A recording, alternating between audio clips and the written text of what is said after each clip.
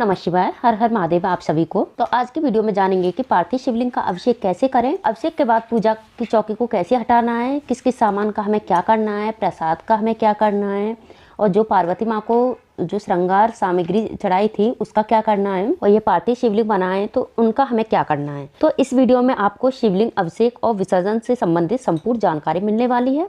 तो वीडियो बहुत ही महत्वपूर्ण है, क्योंकि जिस प्रकार से स्थापना महत्वपूर्ण होती है उसी प्रकार से विसर्जन और पारण भी बहुत ज्यादा महत्वपूर्ण होता है। यदि सही विधि से नहीं किया जाता तो हमें संपूर्ण फल प्राप्त नहीं होता है। शास्त्रों के अनुसार शिवरात्रि के दिन और सावन के प्रत्येक सोमवार को मिट्टी से शिवलिंग यानी पार्थिव शिवलिंग का अभिषेक करने से सभी मनोकामना पूर्ण हो जाती है।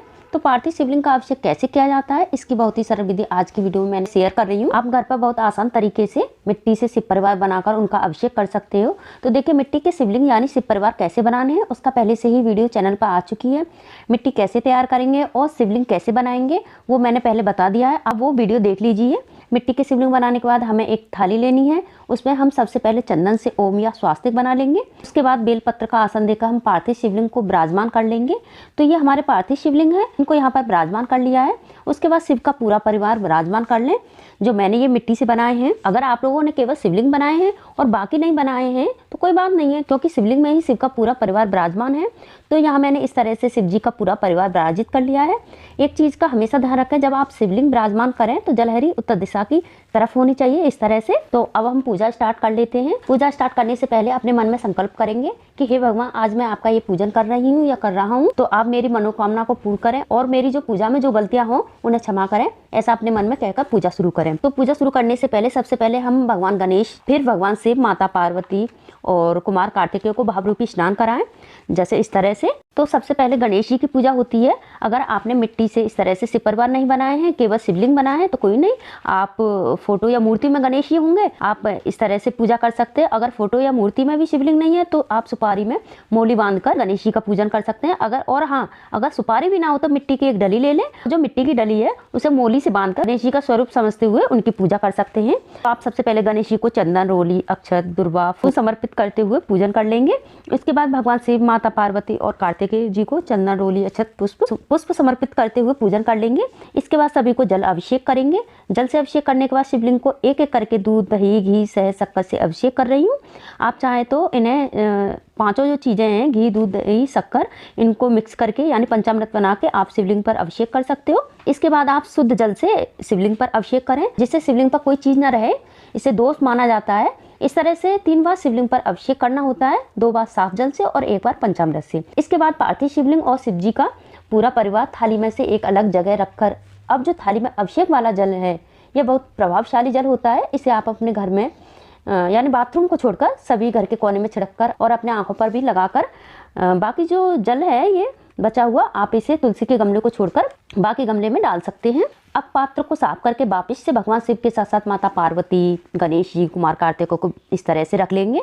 अगर आप शिवरात्रि के दिन शिव गौरा का पूजा कर रहे हैं तो इस दिन रोली, हल्दी, ये दोनों चीज शिवलिंग पर चढ़ा सकते हैं, क्योंकि वैसे शिवरात्रि के दिन के अलावा ये चीजें बाकी दिन नहीं चढ़ा सकते। तो अब इन्हें विराजित करने के बाद चंदन, रोली, हल्दी, गुलाल, इन सभी चीजों से शिव और माँ गौरी की पूजा कर लेंगे, क्योंकि शिवरात्रि के दिन माता पार्वती और भगवान शिव जी का विवाह हुआ था, तो आज के दिन इन्हें चढ़ा सकते हैं। इसके बाद बेलपत्र को हम चंदन से टीपते हुए इस तरह से टच कर देंगे और टच करके इस तरह चढ़ा देंगे। अपनी श्रद्धा के अनुसार आप बेलपत्र को 5, 7, 11 इस तरह से विषम संख्या में बेलपत्र शिवलिंग पर चढ़ाएं। इसके बाद माता गौरी को भी हम बेलपत्र अर्पित करेंगे, क्योंकि महाशिवरात्रि के दिन अगर हम मिट्टी से माता पार्वती और शिवलिंग को बनाकर इनका अभिषेक करते हैं और पूजन करते हैं तो इससे हमें अखंड सौभाग्य की प्राप्ति होती है। तो इन सब के करने के बाद अब फूल समर्पित करेंगे। उसके बाद धतूरा, मदार, वो सब अर्पित कर सकते हो। भगवान शिव शंकर की प्रिय चीजें हम यहाँ सभी चीजें समर्पित करेंगे। धतूरे का अगर ये कांटे वाला फल आपको मिल जाता है तो जरूर अर्पित करें, क्योंकि ये चाहे आपको एक ही मिले, लेकिन आप इसको जरूर अर्पित करें। इसके बाद माता पार्वती को लाल पुष्प और भगवान शिव को सफेद पुष्प और गणेश जी को पीला पुष्प अर्पित करें। भगवान शंकर को वस्त्र का रूप देते हुए जनेऊ अर्पित करें। अगर जनेऊ नहीं है तो कोई बात नहीं है, आप कलावा है आप उनको 7 बार इस तरह से आप घेरी बना लेंगे और भगवान शिव को अर्पित कर देंगे। पूजा सामग्री बेशक कम हो, कोई बात नहीं है, हमारे जो भाव है वो पूरे होने चाहिए। और माता पार्वती को वस्त्र रूपी कलावा के साथ चुन्नी भी अर्पित कर रही हूँ। हो सके तो शिवरात्रि के दिन काले तिल समर्पित करें, जिससे समस्त पापों का नाश होता है। और इस विधि से सेम शिवालय जाकर भी पूजा कर सकते हैं। शिवरात्रि के दिन हो सके तो माता पार्वती को कम से कम 5 श्रृंगार सामग्री अर्पित कर सकते हैं। अगर ये भी संभव ना हो तो सिंदूर और वस्त्र रूपी कलावा जरूर अर्पित करें। इसके बाद भोग में कोई भी ऋतु फल आप अर्पित कर सकते हो। बेर मिल जाए तो अति उत्तम है, बेर न मिले तो कोई भी ऋतु फल हो आप वो अर्पित करें। और हाँ, शिवरात्रि के दिन माता पार्वती और शिव जी का गठबंधन इस तरह से कर सकते हैं। और कलावे के जो छोर है जो माता पार्वती की साइड में रखते हुए इस तरह से 7 बार यानी 7 फेरे पूरे करने हैं। इस तरह से गठबंधन करने से और जो विवाह संबंधी समस्या और हमारे दाम्पत्य जीवन के लिए अच्छा होता है और अखंड सौभाग्यवती की भी प्राप्ति होती है। इन सब के करने के बाद हमें थोड़ी सी दक्षिणा जरूर निकालनी है, यानी जो दक्षिणा होती है वो पूजा में रही कमियों को पूरा करती है, इसलिए दक्षिणा जरूर निकालें, चाहे कमी हो तो आप इस तरह से कर सकते हो। इसके बाद आप हाथ जोड़कर भोग स्वीकार करने के लिए, पूजा स्वीकार करने के लिए भगवान से प्रार्थना करेंगे और फिर हमें आरती करनी है। तो सबसे पहले हम गणेश जी की आरती करेंगे, उसके बाद भगवान शिव की आरती करें। तो देखिए, शिवलिंग में ही समस्त परिवार होता है, तो जब आप शिवलिंग की पूजा करते हैं तो पूरे शिव परिवार की पूजा हो जाती है। तो फिर भी अगर आप अलग से गणेश जी नहीं है तो शिव जी की पूजा कर लिया तो आपने शिव परिवार की पूजा इसमें ही हो जाती है। आरती करने के बाद हाथ जोड़कर पूजा में रही कमियों के लिए क्षमा याचना करेंगे और अपनी मनोकामनाओं को पूर्ण करने के लिए माता पार्वती भगवान शिव से प्रार्थना करेंगे। इस तरह से हमें पार्थिव शिवलिंग का अभिषेक करना है। उसके बाद हम क्या करेंगे, जब भी हम पार्थिव शिवलिंग का यानी मिट्टी के शिवलिंग का जब भी हम पूजा करते हैं तो उनका विसर्जन जरूरी करना होता है। तो जब तक दिया जलेगा तब तक विसर्जन नहीं करेंगे, तब दिया शांत हो जाएगा तब हम विसर्जन कर सकते हैं। यानी कि मान लो 1.5-2 घंटे बाद, 3-4 घंटे बाद जब भी दिया शांत हो जाए, उसके बाद हम एक बड़ी से पात्र में जल ले लेंगे, उसमें थोड़े से चावल और फूल डाल लेंगे। अगर आपके घर के आसपास कोई नदी तालाब है तो वहाँ विसर्जन कर दीजिए, नहीं है तो घर में ही आप इस तरह से जल लेकर उसमें ही आप शिवलिंग को विसर्जित कर दीजिए। अब देखिए, एक एक करके सभी को हमने इसमें विसर्जित कर दिया है।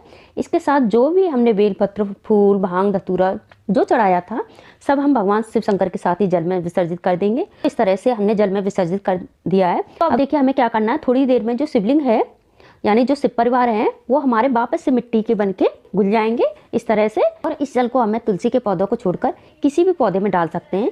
अगर आपके घर में पितृदोष है तो आप इस जल को पीपल के पौधे में डाल दीजिए। इससे क्या होता है, इससे जो पितृदोष होता है वो समाप्त हो जाता है। अगर शास्त्रों की माने तो जब हम घर में पार्थिव शिवलिंग का अभिषेक करते हैं तो घर में जो भी पितृदोष होता है वो अपने आप समाप्त हो जाता है। इसलिए पार्थिव शिवलिंग का जो अभिषेक है वो बहुत पुण्य फलदायी माना जाता है। अगर घर के आसपास कोई पीपल का पेड़ नहीं है तो कोई बात नहीं है, घर में जो भी पौधे है उसमें आप यह जल डाल सकते हो। तो इस तरह से आप बहुत आसानी से आप पार्थिव शिवलिंग का अभिषेक कर सकते हैं। अगर आपने पार्थिव शिवलिंग की पूजा की है तो विसर्जन आप जरूर करें। वैसे तो देखिए, पूजा के 1.5-2 घंटे बाद भी हम विसर्जन कर सकते हैं, लेकिन शिवरात्रि के दिन अगर आप 4 पहर की पूजा कर रहे हैं तो आप अगले दिन भी इनका विसर्जन कर सकते हैं। और हाँ, एक और बात कहना चाहूंगी कि जो भी प्रसाद शिवलिंग के ऊपर चढ़ा जाता है, बिल्कुल ऊपर रखा जाता है, उसे आप ना खाएं, क्योंकि जो साइड में जो भी अर्पित किया जाता है उसे आप प्रसाद के रूप में खा सकते हो और अपने परिवारजनों को भी दे सकते हो, बाहर भी आप बांट सकते हो। तो शिवलिंग के ऊपर जो भी चढ़ाया हो या तो किसी ऐसे पुरोहित को दे दें जो बहुत ज्यादा नियम से रहते हैं, क्योंकि आगे इस प्रसाद को ग्रहण नहीं कर सकते, या फिर आप इस सामग्री को साथ में विसर्जित कर सकते हो, इस तरह से विसर्जन कर सकते हो। अब जो कलश से स्थापना की थी हमें इसका भी विसर्जन करना है।